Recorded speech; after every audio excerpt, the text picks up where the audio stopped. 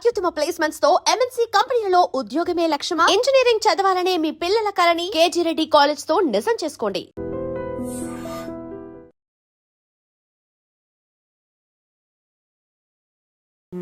ఒక్క నల్గొండకు సంబంధించి 5 ఎమ్మెల్సీలు అనౌన్స్ చేస్తే 4 నల్గొండ వాళ్ళే ఉన్నారు.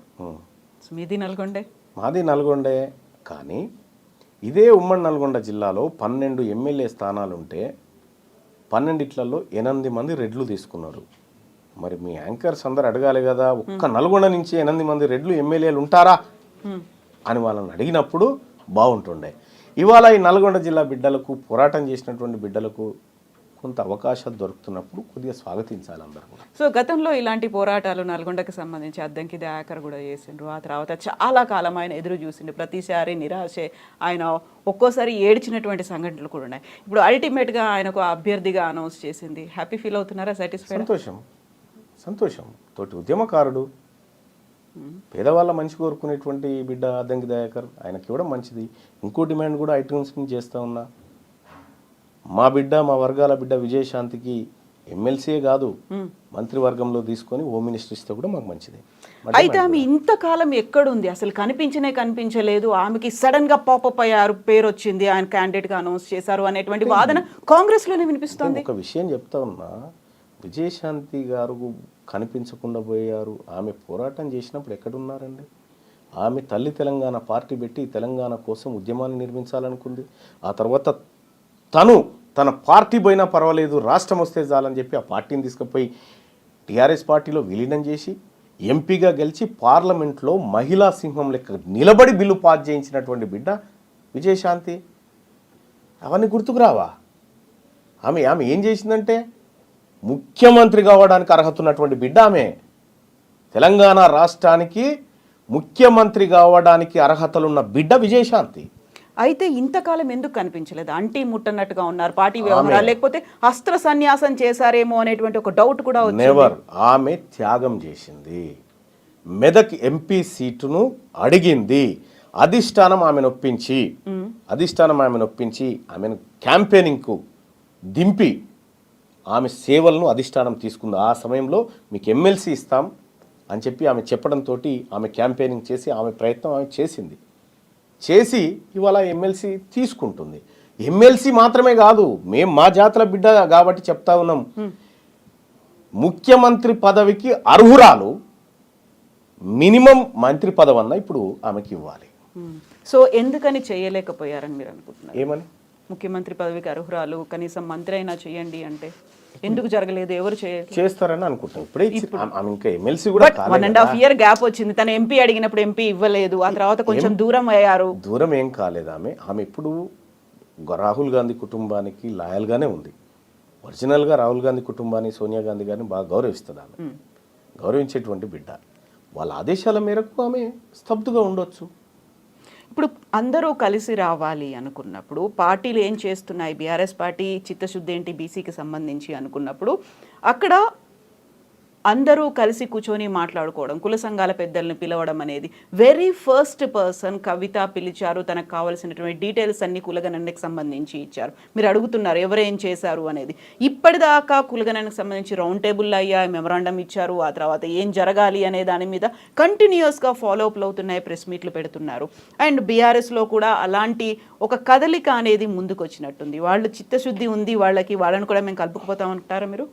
నేను ఒక మాట చెప్తున్నానండి. టీఆర్ఎస్ తెలంగాణ రాష్ట్ర సమితి అని ఉండే, దాన్ని మనం జాతీయ పార్టీగా బీఆర్ఎస్ అని చేసుకున్నాం, భారత రాష్ట్ర సమితి. ఒడిశాలో వింగ్ ఏర్పాటు చేసినాం, ఏపీలో వింగ్ ఏర్పాటు చేసినాం, అటు మహారాష్ట్ర పోయినాం. అక్కడ జాతీయ పార్టీ అధ్యక్షుడు కేసీఆర్ గారు కదా, తెలంగాణ రాష్ట్ర శాఖకు బీసీ అధ్యక్షుని చేయమని. ఇప్పుడు బీసీ వాదం డెవలప్ అయింది. బీసీలంతా ఉద్యమంలోకి దిగుతూ ఉన్నారు, బీసీలు వాటా కావాలంటా ఉన్నారు కాబట్టి బీసీ అంటున్నామేమో. కానీ నిజంగా చిత్తశుద్ధి ఉంటే మీ జాతీయ పార్టీకి రాష్ట్ర అధ్యక్షుడిని బీసీని పెట్టండి. సో తీర్మాన్ మల్లన్న బోల్డని డిమాండ్స్ చేస్తున్నారు. డిమాండ్ అది. ఇప్పుడు పర్టికులర్గా మనం తీర్మాన్ మల్లన్నకి సంబంధించి మాట్లాడుకుంటే పర్సనల్గా ఏ పార్టీలో చేరుతున్నారు? నిజంగా పార్టీ పెడతారా? తీర్మాన్ మల్లన్న వెనకాల ఎవరున్నారు? ఎవరిని కలుపుకొని మీరు ముందుకెళ్తున్నారు? ఎంతమంది మేధావులు మీతో ఉన్నారు? ఇప్పుడు నా సస్పెన్షన్ తర్వాత మీడియా విపరీతంగా జనసేన పార్టీ అధ్యక్షుడు అవుతున్నాడు మల్లన్న అని, తెలుగుదేశం పార్టీ అధ్యక్షుడు అవుతున్నాడు మల్లన్న అని, సొంత పార్టీ పెడుతున్నాడు మల్లన్న అని, బీజేపీలో చేరుతున్నాడు మల్లన్న అని, అండ్ మీ వెనకాల బీఆర్ఎస్ పార్టీ కూడా ఉంది, వాళ్ళు కూడా ఫోన్లు చేస్తున్నారు అనేది విషయం ఏంటంటే ఈ అన్ని వాళ్ళు అనుకున్నటువంటి అంశాలు. నేను మొన్న సోమాజిగూడ ప్రెస్ క్లబ్లో మీటింగ్ పెట్టిన పిదప చెప్పిన క్లియర్గా, నేను బీసీ ఉద్యమాన్ని నిర్మించేది ఉంది, బీసీల్లో మరింత చైతన్యవంతం చేసి వాళ్ళని కథన రంగంలోకి తీసుకొచ్చేటువంటి పని ఉంది. నేను ఏ పార్టీలో చేరడానికి ఈ కార్యక్రమాలు చేయట్లేదు, ఏ పార్టీలో చేరనిప్పట్లు అని చెప్పిన. పార్టీ పెడుతున్నారా? పార్టీ ఇప్పుడు కాంగ్రెస్ పార్టీ బీసీ ముఖ్యమంత్రిని చేస్తాను ముందుకొచ్చి, బీఆర్ఎస్ పార్టీ బీసీ ముఖ్యమంత్రి అని ముందుకొచ్చి, బీజేపీ పార్టీ బీసీ ముఖ్యమంత్రి అని ముందుకొచ్చి ఇక మేమే చేస్తున్నాం కదా అనేటువంటి మాట చెప్తే ఆలోచిస్తాం. లేదు మేము ఈ పార్టీలు ఉన్నది మమ్మల్ని సీఎం చేసుకోవడానికి, బీసీలారా మీ పార్టీ మీరు పెట్టుకోరని చెప్పి వీళ్ళు ఒక అనివార్యత క్రియేట్ చేస్తే అప్పుడు ఆలోచిస్తాం. సో ఇంత పెద్ద ఎత్తున ఉద్యమం 3 ఏళ్ల పాటు జరగాల్సినటువంటి పోరాటం అంతా చేయడానికి ఆర్థిక బలం, అంగబలం అనేది ఉండాలి. తీన్మార్ మల్లన్నకు ఉందా అదంతా? మీరు చేసే పని నిజాయితీ నీతితో కూడుకున్నదైతే అన్నీ వస్తాయి. ఈ ప్రజల నుంచి మద్దతుతో పాటు అన్నీ వస్తాయి.